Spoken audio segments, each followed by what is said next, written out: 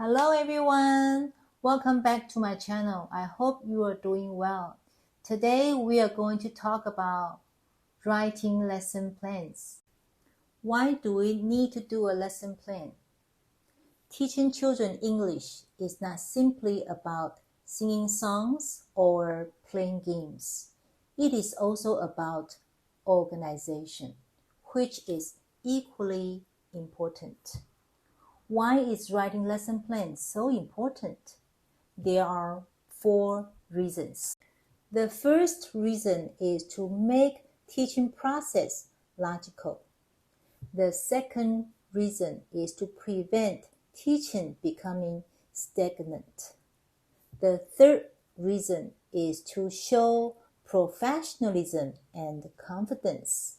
The fourth reason is to keep and use as reference. Next one, let's talk about information needed for writing lesson plans. Make sure you have the following relevant information before starting writing your lesson plan.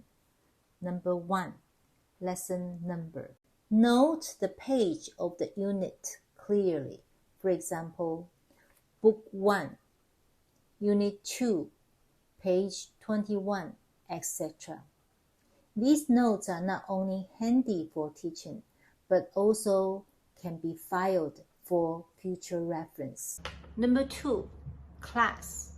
Note the types of class, a normal class or a baby class, and the numbers of students in the class. The lesson structure may vary depending on the age of the students and the numbers of the students. If you are teaching a baby class, you may need to include more TPR, songs, and chants.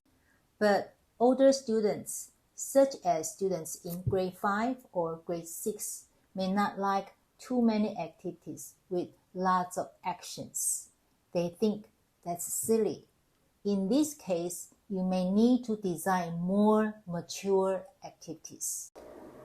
Additionally, the numbers of students in the class and the ability of the students may affect the amount of activities you include in your lesson plan. All these mentioned above need to be considered when you write your lesson plan. Number 3, aim, the main goal of the lesson. It is very important to stick to the main goal of the lesson. Time should be spent on the key vocabulary or sentence patterns. When you teach long and short, for example, you may show your students a long ruler and a short ruler, or perhaps a long pencil and a short pencil. The focus should be on long and short instead of the pronunciation of pencil and ruler. When you teach this and that, as in a sentence pattern, this is a book or that is a book, you should not focus on the vocabulary. In this case, the book. If you do so, the students will concentrate more on the vocabulary, and as a result, will not learn the sentence pattern. Number 4, lexical items. List the vocabulary or phrases which you will be teaching. Number 5, structure and grammar. Write down the grammatical structure or grammatical rules. For example, simple present tense or do, does, da da da, do you like green cars, etc. Next one, let's talk about the 6 steps of writing a lesson plan. What are the 6 steps? They are warm up and review, introduction, presentation, practice, evaluation, and application. Let's go over each of them. The first step, warm up and review. What are the reasons for warm up? The main reason to use a warm up is to relax the students. It is not easy for the students to use a new language in front of others in very artificial circumstances. Students may feel stressed when they are expected to use a new language accurately, but they feel more relaxed if the teacher brings in some warm-up activities to class. The other advantage of this is that the students who are late for class won't miss the new content if there's a warm-up activity first. The most common warm-up activities are greetings and simple daily conversation.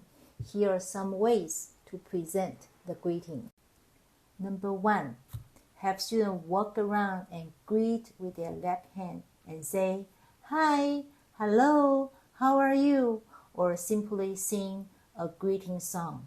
"Hello, hello, how do you do? Hello, hello, how do you do? Hello, hello, how do you do? It's very nice to see you." Number 2, have students walk around and rub elbows with each other and greet each other. "Hi, how are you? It's very nice to meet you. Good morning," etc. Next one, let's talk about review.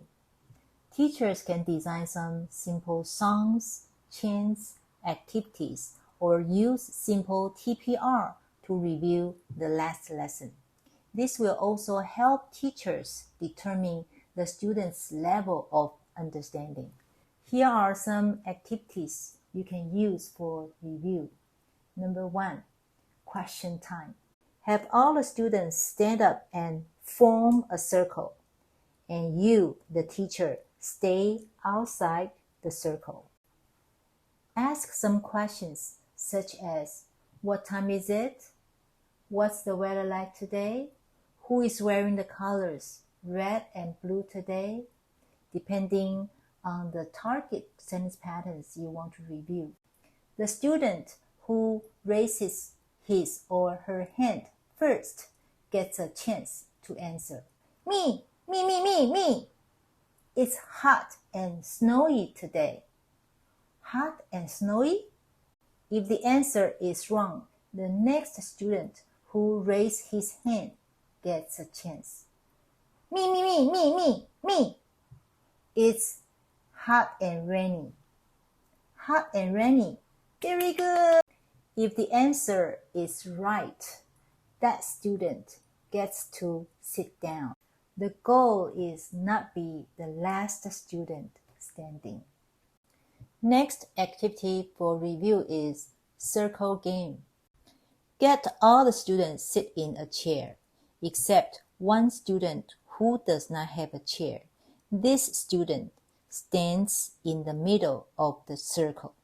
The yellow paper stands for the chairs. The student in the middle calls out one instruction. For example, change if you are wearing socks. All the students wearing socks must stand up and change places.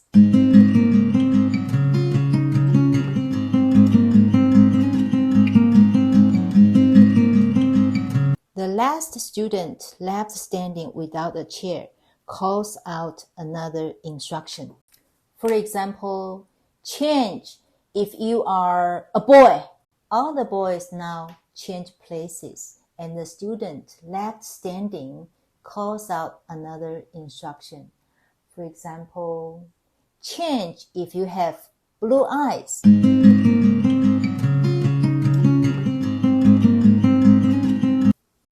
Keep playing for a few times until each student has had a turn. That's all for today.